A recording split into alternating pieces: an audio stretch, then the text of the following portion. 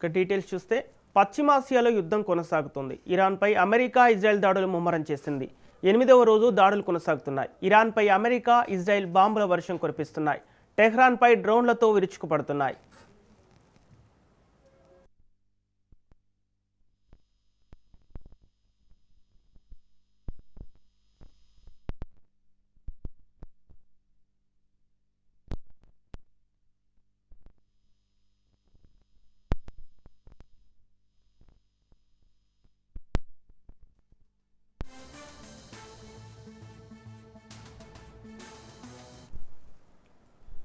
పశ్చిమాసియాలో యుద్ధం కొనసాగుతోంది. ఇరాన్పై అమెరికా ఇజ్రాయెల్ దాడులు ముమ్మరం చేసింది.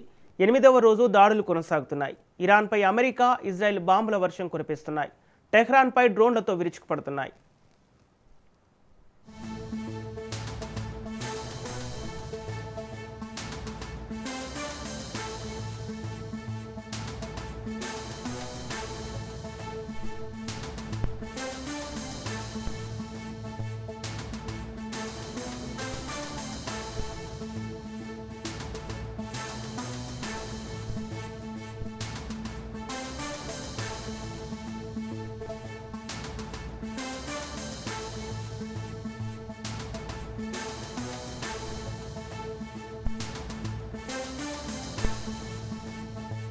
ఇరాన్ రాజధాని టెహ్రాన్లో బాంబుల మూత మోగుతోంది. యుద్ధ విమానాలతో ఖమేనీ బంకర్ ధ్వంసం చేసింది.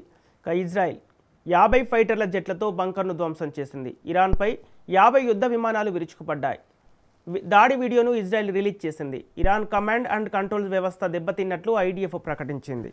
ఇరాన్ రాజధాని టెహ్రాన్లో బాంబుల మూత మోగుతోంది. యుద్ధ విమానాలతో ఖమేనీ బంకర్ ధ్వంసం చేసింది ఇజ్రాయెల్. 50 ఫైటర్ జెట్లతో బంకర్ను ధ్వంసం చేసింది. ఇరాన్పై 50 యుద్ధ విమానాలు విరుచుకుపడ్డాయి. దాడి వీడియోను ఇజ్రాయెల్ రిలీజ్ చేసింది. ఇరాన్ కమాండ్ అండ్ కంట్రోల్ వ్యవస్థ దెబ్బతిన్నట్లు ఐడిఎఫ్ ప్రకటించింది. గల్ఫ్ దేశాలపై ఇరాన్ దాడులు జరుపుతోంది. ఇరాక్లో డ్రోన్ దాడులు చేస్తోంది. ఆయిల్ ఫీల్డ్స్ టార్గెట్గా దాడులు జరుపుతోంది. బస్రా నగరంలో బాంబుల వర్షం కురిపించింది. బస్రా ఇంటర్నేషనల్ ఎయిర్పోర్ట్లోని కార్గో సెక్షన్లో దాడి జరిపింది. గల్ఫ్ దేశాలపై ఇరాన్ దాడులు జరుపుతోంది. ఇరాక్లో డ్రోన్ దాడులు చేస్తోంది. ఆయిల్ ఫీల్డ్స్ టార్గెట్గా దాడులు జరుపుతోంది. బస్రా నగరంలో బాంబుల వర్షం కురిపించింది. బస్రా ఇంటర్నేషనల్ ఎయిర్పోర్ట్లోని కార్గో సెక్షన్లో దాడి జరిపింది.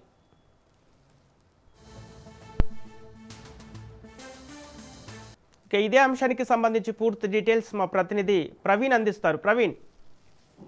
సంపత్, అయితే పశ్చిమ మొత్తం ఆసియా దేశాల్లో యుద్ధ వాతావరణం ఇంకా తీవ్ర రూపం దాల్చింది. మొత్తంగా చూసుకుంటే కనుక 8వ రోజుకు చేరినట్టుగా కూడా తెలుస్తుంది. అమెరికా అండ్ ఇజ్రాయెల్ సంయుక్తంగా చేస్తున్నటువంటి ఈ దాడు లోపల భీకరంగా అయితే మిసైళ్లతో పాటు డ్రోన్లతో దాడి చేస్తున్నట్టుగా కూడా తెలుస్తుంది. అదేవిధంగా చూసుకుంటే కనుక ఖమేనీ ఎక్కడైతే బంకర్లలో ఉన్నటువంటి ప్రాంతాలను గుర్తించి మెయిన్ గా దాడి చేసినట్టుగా కూడా తెలుస్తుంది. అదేవిధంగా దానికి అనుగుణంగానే ఇటు మొత్తంగా కూడా ఇజ్రాయెల్ పైన కూడా దాడులు చేస్తున్నట్టుగా కూడా తెలుస్తుంది. ఇరాన్ కూడా ప్రతి దాడులు చేస్తున్నట్టుగా కూడా తెలుస్తుంది. మొత్తంగా అయితే మొత్తంగా భూభాగంలో కూడా దాడులు జరుగుతున్నట్టుగా కూడా తెలుస్తుంది.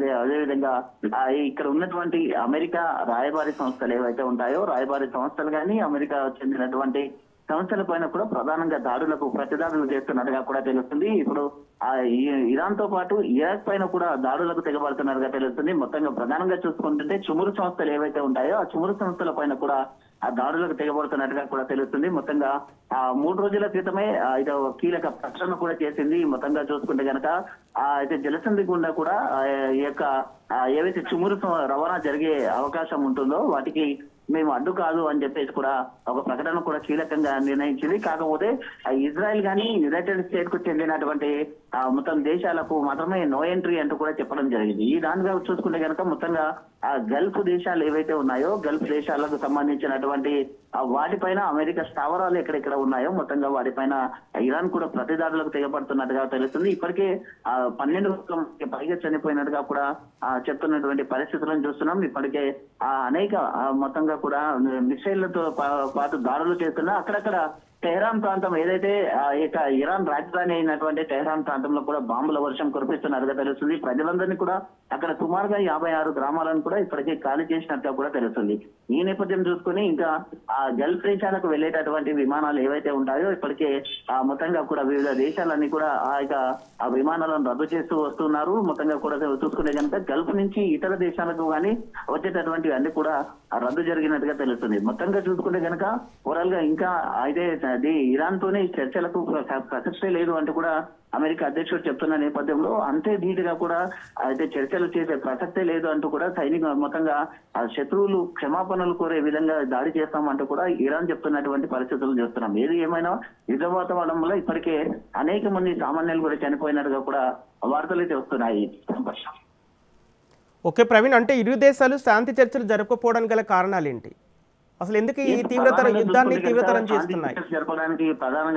జరపకపోవడానికి ప్రధాన కారణాలు చూసుకుంటే కనుక అది ఇరాన్ గత కొన్ని రోజుల నుండి మొత్తంగా కూడా అణు ఆయుధాల సామగ్రిని సమకూరుస్తుంది, అణు ఆయుధాలను తయారు చేస్తుంది, యురేనియం నిల్వలు భారీగా నిలుపుదల చేసుకుంది అనే నిబంధన ఒకవేళ ఈ విధంగా కూడా చేసుకుంటే గనక అమెరికాకు చాలా ముప్పు ఉంటుంది. కాబట్టి దాంతో పాటుగా ఈ యొక్క గల్ఫ్ దేశాలు కూడా ఇరాన్ కు ప్రతిసారి కూడా అమెరికాతో ఎప్పటికూ కూడా ఈ విధంగా గతంలో కూడా చాలా సార్లు దాడులకు తెగబడిన సందర్భాలు చూసాము. మొన్ననే రీసెంట్ గా అయితే అమెరికా అధ్యక్షుని కూడా లేపేయాలనే ప్లాన్ చేశారు అంటూ కూడా నా పైన దాడి చేయడానికి ప్లాన్ చేశారు అంటూ కూడా ఒక ప్రకటన కూడా చేసిన నేపథ్యంలో అది అన్ని దృశ్యాలను ఉంచుకొని మొత్తంగా కూడా ఆ యురేనియం నిల్వలు ఎక్కువగా ఉన్న చేత అనుభవం తయారీ కేంద్రంగా మార్చుకుంటుంది అనే దాంతోనే ఆ యొక్క యుద్ధం కొనసాగుతుంది. కాబట్టి ఎట్టి పరిస్థితుల్లో ఆ యొక్క దానికి ఆప్తే కనుక చర్చలు కొనసాగిస్తారు, కానీ చర్చలకు వచ్చే ప్రసక్తే లేదంటూ కూడా అమెరికా చెప్తున్నది. అదే విధంగా చూసుకుంటే కనుక ఆ ఇజ్రాయెల్ కూడా అదే విధంగా చర్చలు చేసే ప్రసక్తే లేదు, మొత్తం కూడా ఆ దాడులకు తెగపడతాము, ఇటువంటి కార్యక్రమాలు చేయనియబోము అంటూ కూడా చెప్తున్నటువంటి పరిస్థితి చూస్తున్నాం. కాబట్టి దానికి కూడా బదులుగా ఇప్పటికే వాళ్ళ యొక్క చీఫ్ ని కోల్పోయి ఉన్నారు. కాబట్టి చీఫ్ ని కోల్పోయిన తర్వాత నూతన చీఫ్ ని ఎన్నుకునే అవకాశాలు ఉన్నాయి. కానీ ఇప్పటికీ 6 రోజులు సమీపిస్తున్నా కానీ అయితే మొత్తంగా కూడా ఇంకా చీఫ్ అధికారికంగా ప్రకటన చేయాల్సి ఉంటుంది. అయితే ఇరాన్ చీఫ్ ని కోల్పోయిన తర్వాత వాళ్ళు కూడా అదే విధంగా పట్టుదలతో ఉన్నట్టుగా తెలుస్తుంది. దానికి బదులిస్తామంటూ కూడా చెప్తున్నటువంటి పరిస్థితులు. కాబట్టి అయితే ఈ యొక్క యుద్ధం ఇంకా కొన్ని రోజులు జరగవచ్చు అంటూ కూడా ప్రకటన కూడా వెలువడిన నేపథ్యంలో ఇటు ఇజ్రాయెల్ గానీ ఇటు అమెరికా గానీ మొత్తంగా కూడా సంయుక్తంగా ప్రకటన చేసిన నేపథ్యంలో ఎంతవరకు ఈ యొక్క యుద్ధం దారి తీస్తుంది అనేది అయితే ఇంకా వేచి చూడాల్సిన అవసరం ఉంటుంది. Okay right, thank you Praveen.